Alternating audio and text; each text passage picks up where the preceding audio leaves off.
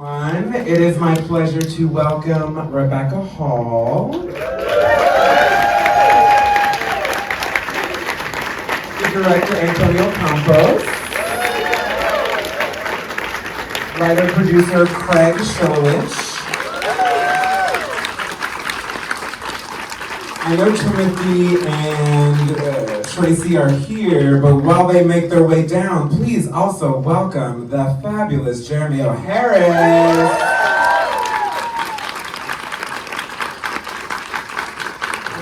Should I sit in the middle or sit? You know what's in the middle. Maybe I'll sit in the middle. No one's too far away. Hi, everybody.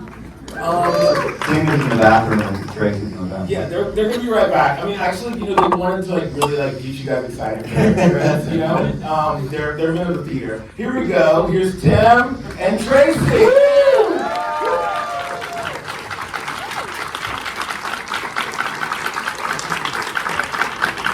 Sorry, you were in the bathroom.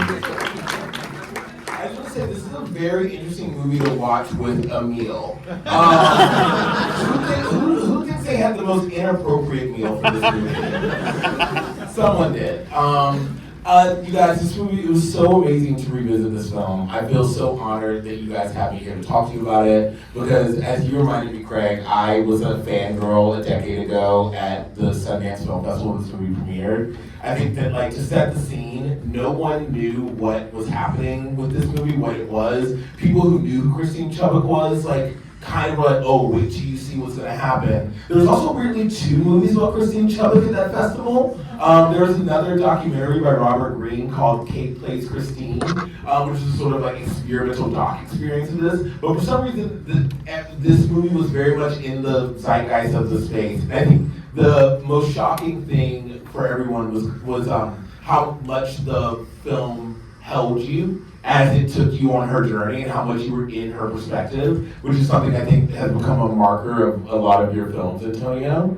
And I think that just to start off, I'm curious about, as a screenwriter, how this screenplay came to you, Craig. I read a piece in the Canadian press from an interview you did where you talked about how so much of what brought you close to Christine's story was thinking about your own depression post 9/11.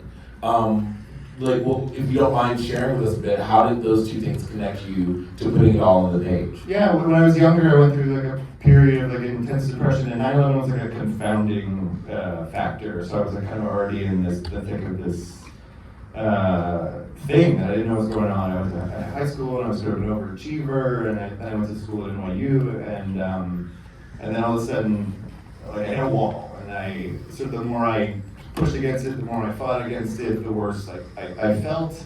And 9/11 happened, which was a big suicidal event, and then there was this weird thing at NYU at the time where kids were jumping out of their dorm rooms. In the library? At the library. So there was suicide was sort of all around me. And then I was myself really depressed, and I was I was trying to think my way out of it, basically, and that's not the cure for it turns out. And then what I was curious about the experience in hindsight was I felt bad, really horrible. I felt like I wanted to die all the time. And everyone around me didn't seem to, it's not that they didn't care, they knew I was suffering, but they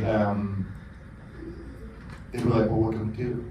And they didn't have anything helpful to say to me. It wasn't that they weren't trying to be helpful, it just, there was a gap, and then that made it worse. And the whole thing was just this fog of, I didn't know how to get out of it.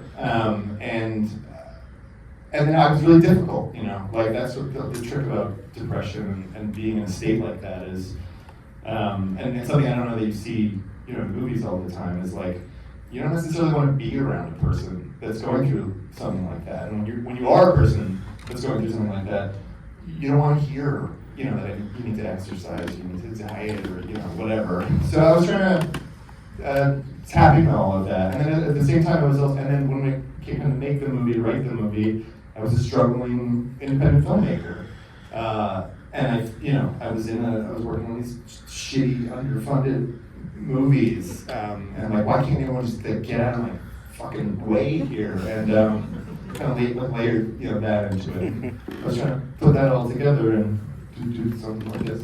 And how did Antonio get there? How did you get the script, Antonio? I think it was through our mutual friend Melody Rocher. And Melody and I had gone to film school together. I mean, that was the other connection, was all the NYU connection of it all.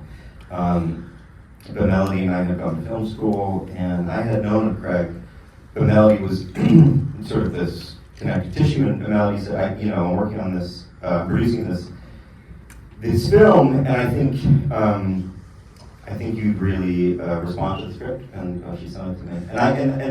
And what I think was really important was that I got to know Christine Chubbuck through the script, and not through a Wikipedia page. Yeah. And it felt like through the process of reading, I think it was a beautiful script that Craig wrote, I connected to her as a person, and Craig was able to articulate, I think, a lot of things that I was feeling about, my own anxiety and depression and stuff. And I think Christine is obviously an extreme example, but what Christine is going through and the things that she's struggling with, I think, are pretty universal and relatable. And I just felt for this character, and I love the challenge of taking a character who, in a lot of ways, is unlikable, and connecting with her and feeling for her. And the other thing about it is that my father's a journalist, and my father did work in local news in the 70s, and he's Brazilian, but he worked in local news in the Midwest at some point. And so there, for me, there was a way of connecting with that part of him, and growing up with a journalist. I like, deep down, the thing with Christine is that she actually is very talented. Yeah. And she was a good journalist, and she did have great ideas. She just couldn't get out of her way. So yeah. It's also interesting because I'm about to get to one of my favorite parts. I'm just going to bring more people on the stage in. But I think also just as a film fan, and I think a lot of people here are probably just like nerds like me, like it is such an interesting thing to think about this being your third film, and you having done these series of films kind of about violent boys, violent men, right? And then to switch it up in your third film to focus on a woman who does something really violent, right? Who inflicts a lot of violent harm on everyone who's watching that day. There's also just a woman in pain. Was thinking about wanting to live inside of a woman's head at all a consideration, or was that? Yeah.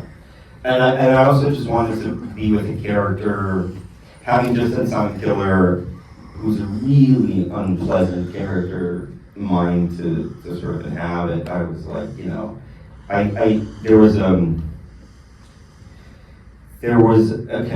compassion and a connection that I felt to Christine, and I just felt like she was deep down just a very good but misunderstood person, and I felt like I wanted to spend time with her. And the other thing that I loved about this script was there was all this humor in it, and even she was very funny to me. And so I was also another thing that I had an urge to do. I wanted to be funny. Or, I mean, this is not the film you're gonna do a comedy.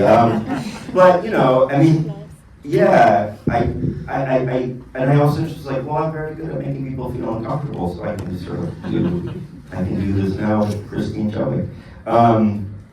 But yeah, it was a consideration. I did feel like I have to get away from these sort of toxic guys, and I have to sort of explore this world.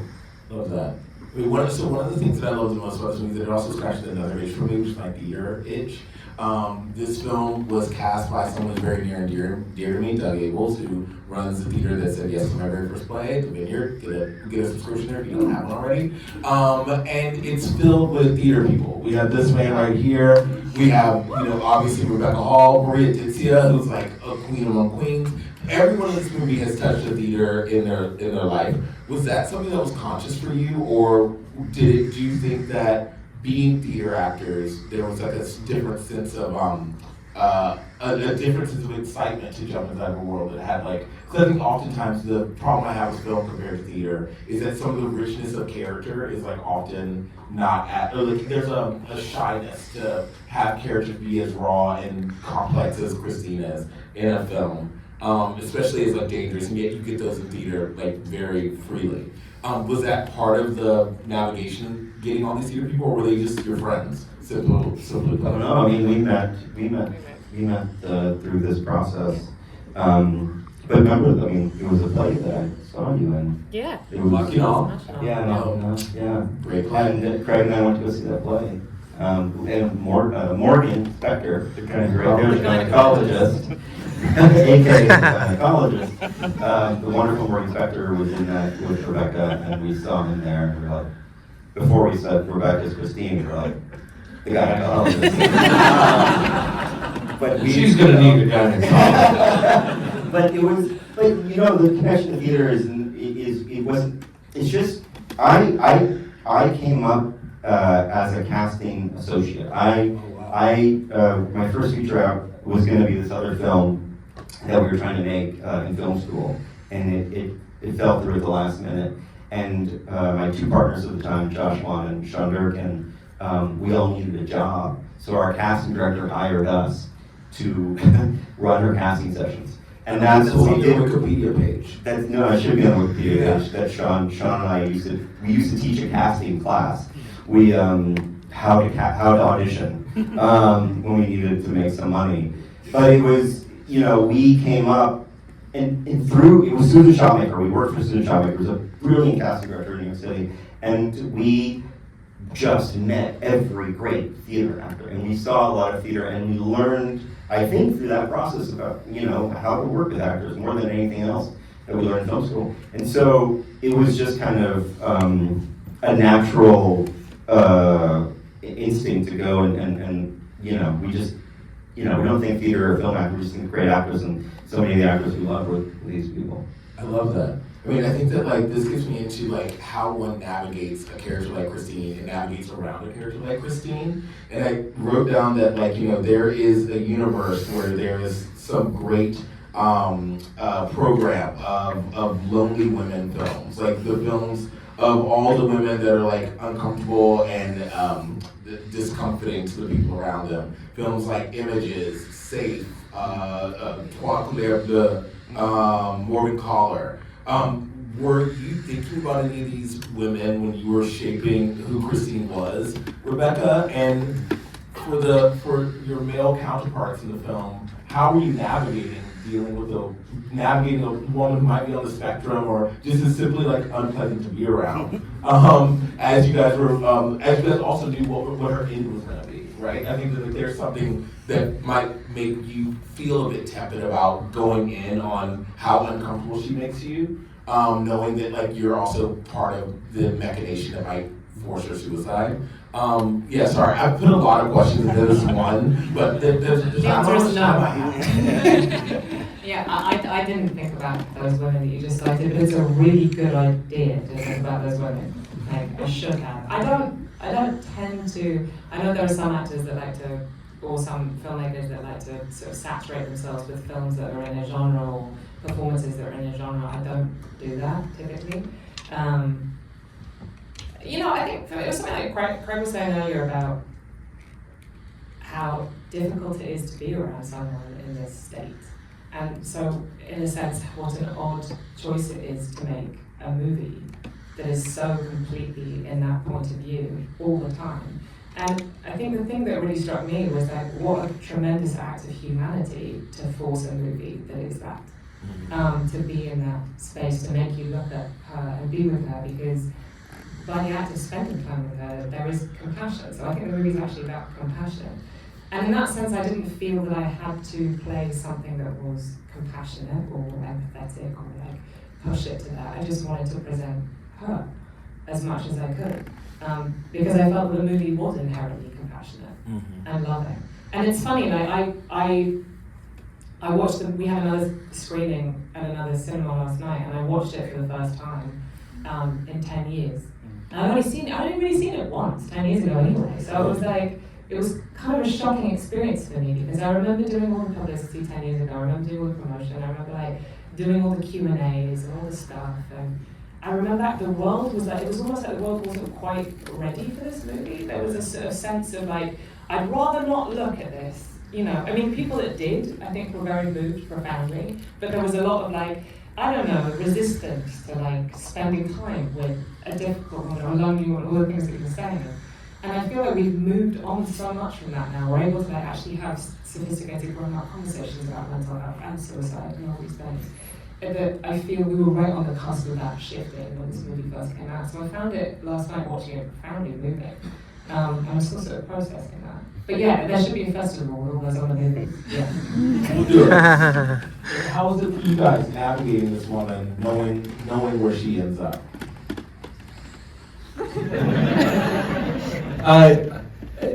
It was interesting there because when I remember when we were shooting it, that I had to keep in mind that we were all in a very different movie than Rebecca was in. And I remember an old friend of mine from Chicago, there was like, we were able to do a lot of like what they would call yuckstering. Like, you know, when we were like, we shot in this sort of like decrepit studio in Savannah, and all of our green rooms, which were really just like these feral cat infested rooms on the second floor. Literally, right? Wasn't there, they removed raccoons from the ceiling? I believe there were raccoons there that were chased out, and the building was torn down as soon as we left.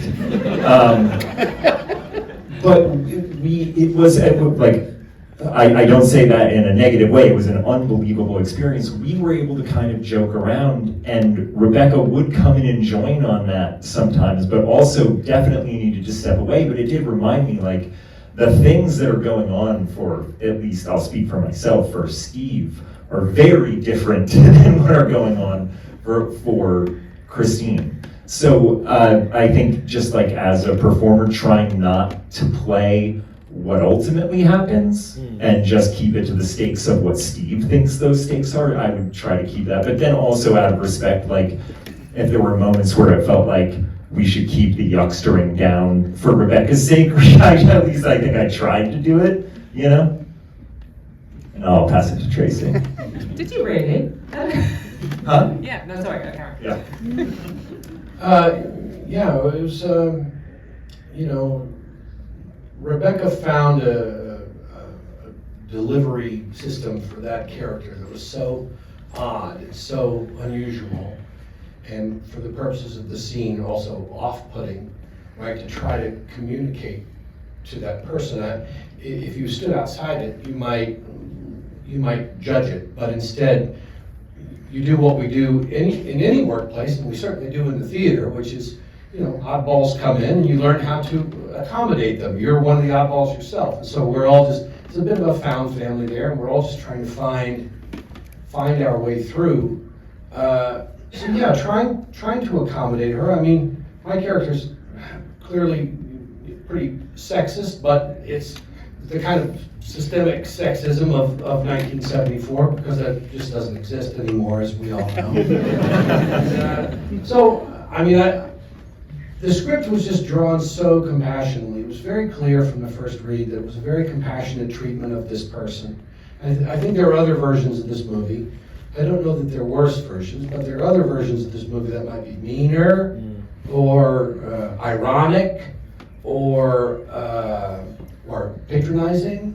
And this isn't that, and I embraced it because of that. And so there was a spirit of compassion on the set. I mean, and we talked about this some last night too. I think there came a point in the making of the thing. I don't know that I entered into it with this, but there came a point in the making of the thing where we did have a kind of shared purpose in trying to valorize this woman a little bit, to try to give her some depth and some understanding. I mean, what a tragedy! What happened to this poor woman, and a tragedy that she put other people through too, of course. So we just wanted to honor that experience and not just stand outside of it and point a finger at it. So you just had to kind of roll your sleeves up and be a person in that situation.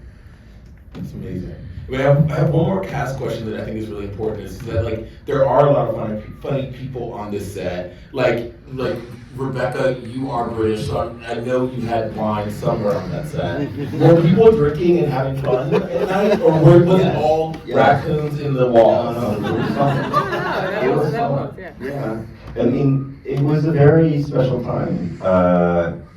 It was for me. I had hair, and I didn't have kids. And at the time, my wife, Sophia, who edited the film, we were engaged. We were going to be married later that year, and we were just like, it was just a very special time. It was a lot of Friday nights were so fun. There was one bar in Savannah that we'd always go to.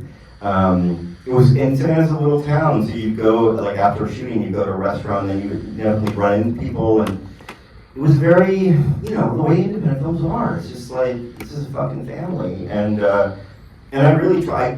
That's the thing that I try and bring on to any size production that I ever go on. It's just like, I always want to get back to that feeling I had on my very first movie, and my very first short film, because it's a family, and you want to spend time with people, and have drinks at the end of the day and laugh, and especially when you're dealing with material like this. Yeah. I remember this. I don't know if my dad's here, but one day, I don't know if you remember this, Tracy, but my dad and my wife went out to dinner one day, and they showed up at the end of. We were still shooting, and they came to set, and they had gotten drunk together, and they came on the set, and I was shooting with Tracy, and it was a scene that didn't end the movie where people were talking to camera about how they felt about Christine. Do you remember the sequence that we shot? And all the different, we were sort of rotating different characters through the room, and I can't remember what my dad said, but I was in the middle of talking to Tracy, and I look over, and my dad's like, shh, come here. Say this to Tracy. And I don't remember what he told me to say, but he was trying to give me direction to give to Tracy. And he and my wife were drunk, and they thought it was the greatest thing.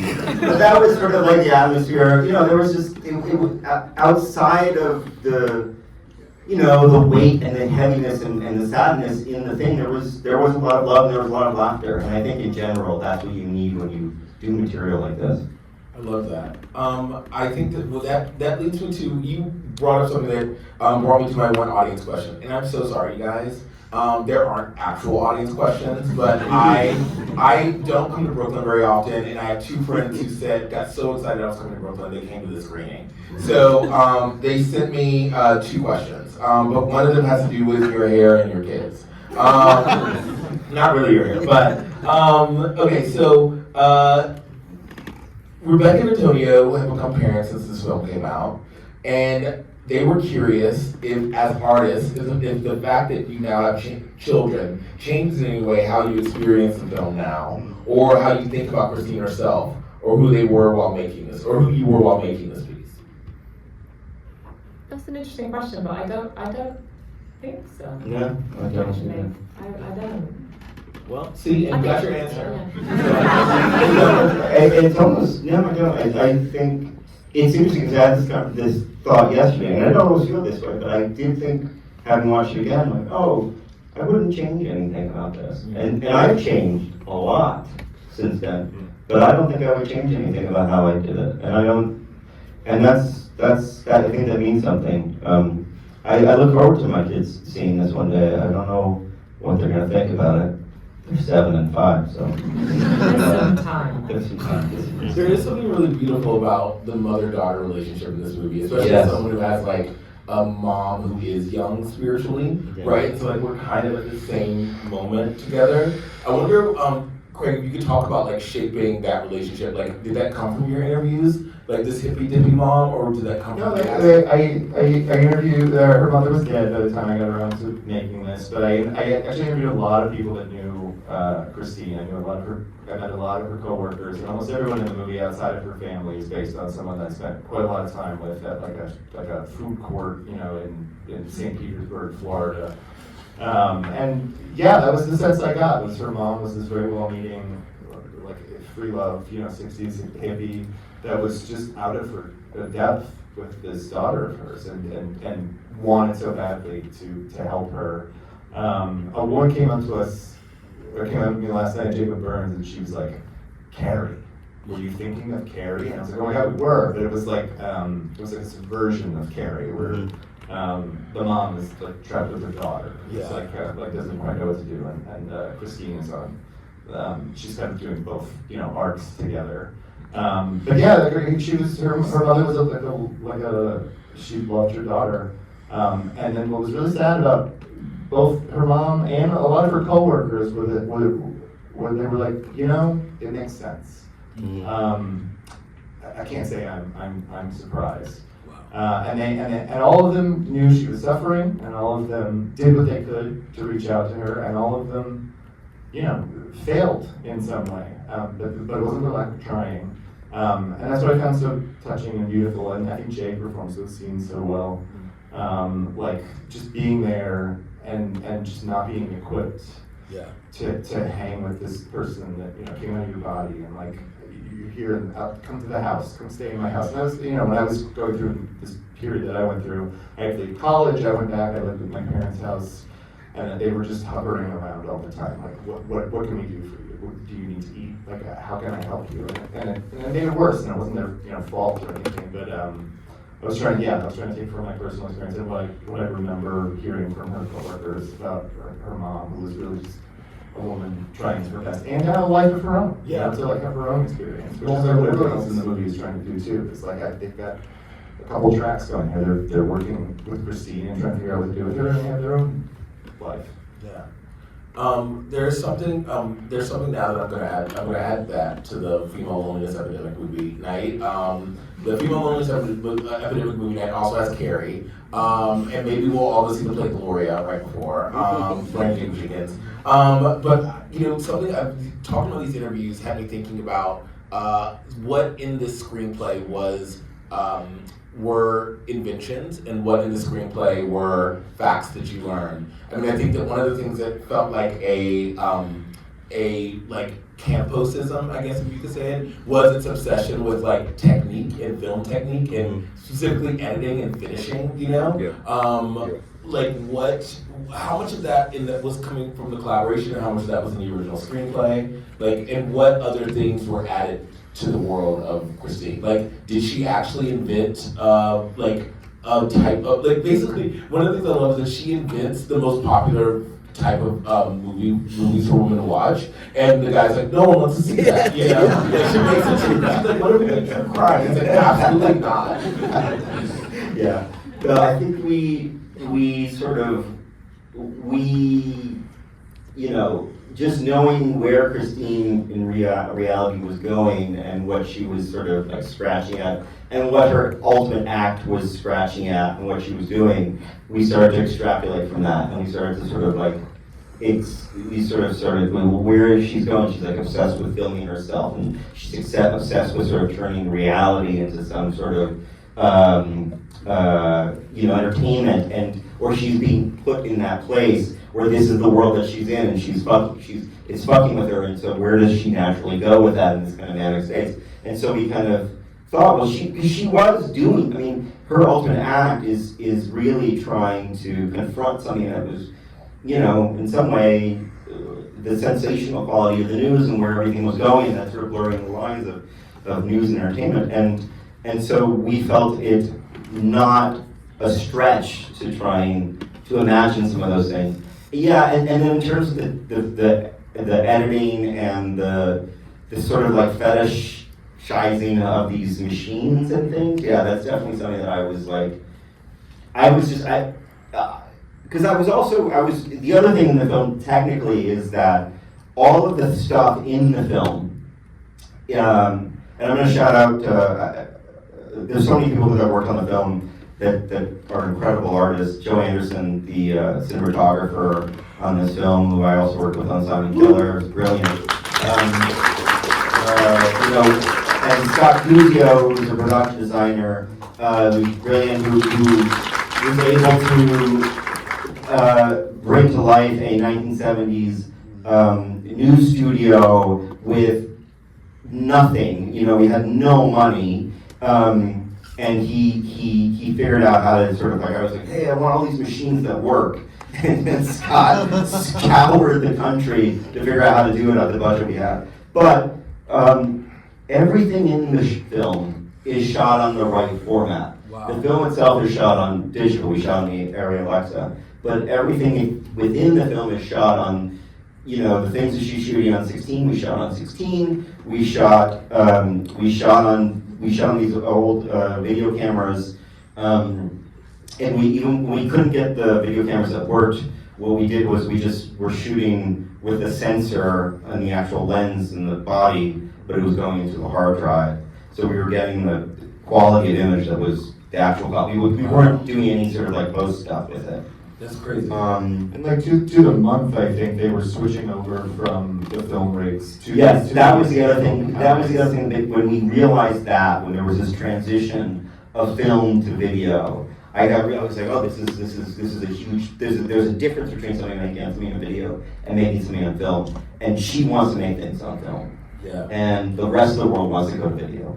And it went back to the fake flowers. Like it all kind of went back to that. No, I was just going to add to what you're saying, because you're saying, you know, we made that bit up, that she was, you know, obsessed with the art, the filmmaking of it. But the truth is actually that's where the art of the movie comes in. Totally. It's the, you know, what her final act was nothing if not a primal scream to be seen. Yeah. You know, and that is part and parcel of the whole, you know, art, the storytelling of her story also is the performance aspect. And something that I thought about in the playing of it as well is the layers of her performance, because she's not very good at performing herself, and yet she's utterly obsessed with it. You know, that's partially why she can't, why it's so hard for her to be a person, is that she's kind of can't do the performance of herself right. You know what I'm saying? Yeah. So performance is everything. And right? she's figuring things out through performance with the puppets. Yeah, hand with the puppet puppets, thing. exactly. We that was something. Remember we did additional photography with that because we wanted to do We had one a whole more. storyline, didn't we, with the Yeah. puppets and one of the kids. Yes, Yeah. yes.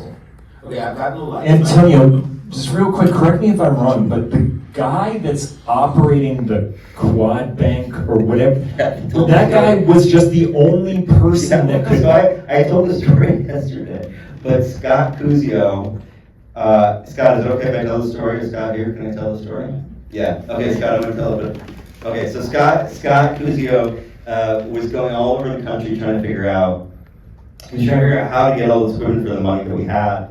And the place that you would go to was in Hollywood, and it was a place that like Fincher used for a Zodiac. It's like they have all this equipment, it works, and it looks polished and clean, and you can get it, and it's super expensive. We couldn't afford it. So Scott was scouring all over Atlanta, Georgia, and he found this guy in Atlanta, and this guy said to him, he said, look, I know where you can get this equipment, but I'm not going to tell it. I'm not just going to give you the contact. I need you to give me $1,000 right now, and then I'll give you the number. And Scott said, well, give me the number. I'll call them, and if it works out, I'll give you $1,000. No. It's going to work, and you're going to get the equipment, and I want the $1,000 right now. And Scott, is this right, Scott? You gave him the $1,000, and then got on a plane and went to Indiana. And when he got to Indiana, this guy picked him up like in a van and took him to this warehouse in the middle of nowhere, covered in surveillance cameras. And he goes and meets this guy who owns all this, he collects all this equipment. And he says to Scott, he goes, okay, I'm going to take you to the stuff you're looking for, all the 70s video equipment. But before that, I'm going to show you my whole collection of stuff.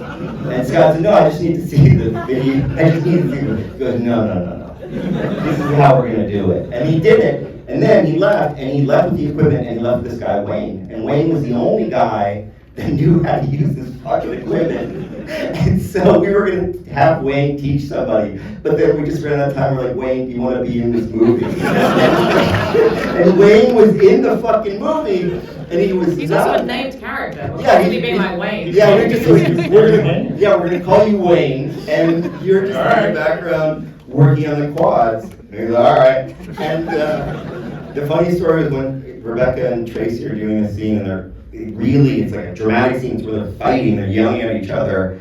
We're shooting it, and I just hear out of air, and then they keep going because they're professionals, and then I just keep hearing out of air, out of air. And then I go, what's going on? And I look, and Wayne's just standing there in the background of the shot, and he's just looking at the camera, and he's going, out of air. And I go, wait, what the fuck is going on? And he goes, the machine's out of air. It's not working. And I was like, no one cares what's going on with the machine. The machine works on pressure, and so if it would run out of air, you have to repressurize it. Wow. So, but yeah, Wayne was in the movie. But that was where we were at the time. We would just put people like Wayne, or the guy in the trailer park. That was the guy that I met location scouting, and I said to him, so this character you're playing, he falls asleep with a cigarette in his mouth, and his trailer catches on fire, and his genuine reaction without missing a beat was like, man, I've been there. And I was like, you're in the movie, man. And we spent weeks trying to get him just sort of comfortable. We did one scene with him and Rebecca so that he would be comfortable in front of the camera. But He was amazing. and he was amazing. The guy who owned the equipment, who had the warehouse, didn't he have kind of like super villain name? Wasn't he like known as the incinerator or the Was he known as a supervillain? No, but he had like a code name. He had the guy you want to see is the scrapper. Okay, I'm gonna get in so much trouble if I keep you guys any longer. I did have two things, and so I have to ask those two things, or else I'm gonna feel crazy. Okay. But also, you guys, that sequence was so good. Give him a round of applause, because that's exactly what you want in a talkback. And imagine that's the last question, because I'm about to go dark. Okay. So okay, the last answer was the last answer, but mine is dark. So you guys put in this movie something that like cannot be seen by anyone unless you go to a lawyer in St. Petersburg's locked office, right?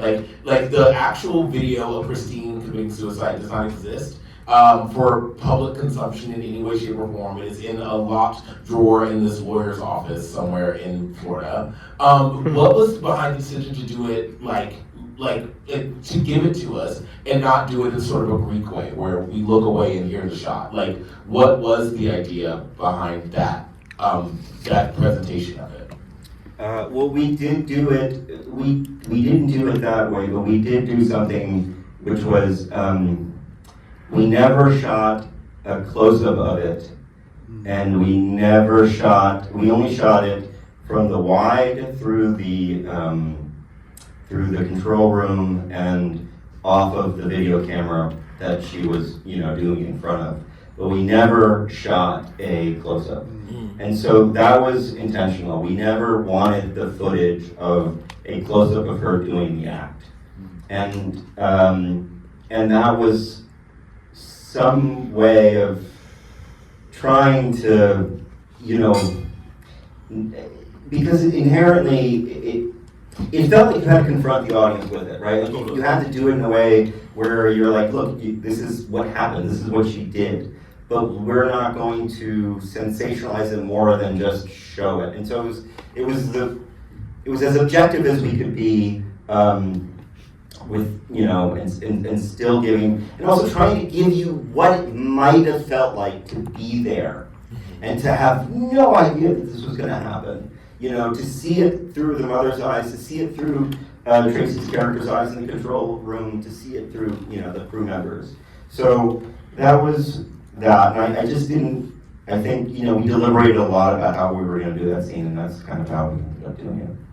I think that, like, as someone who has Yukio Mishima as a background on my phone and have had him in the background for a very long time. I will also just throw out one thing, that if a tape exists, one thing that I found out because these were all based on real people, so I was able to find out some stuff about Steve the Weatherman.